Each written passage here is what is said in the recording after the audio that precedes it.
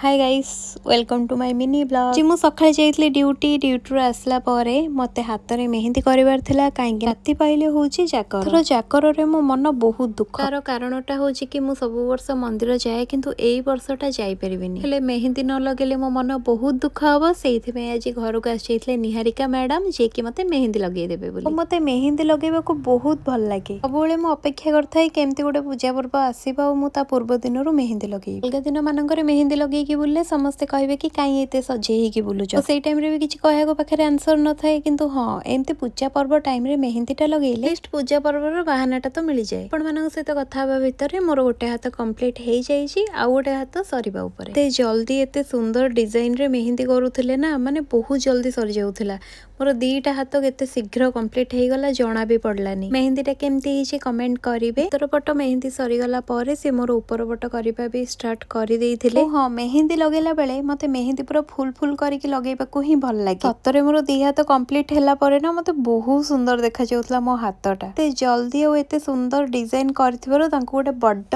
Thank you टे कहिली कि हां एमती सुंदर मेहंदी करबा पई आपण माने आंको डीएम करि परिबे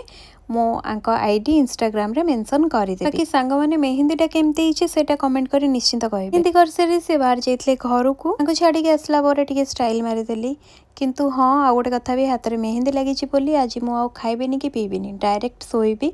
तो वीडियोटा को एठी एंड कली सांग माने बाय।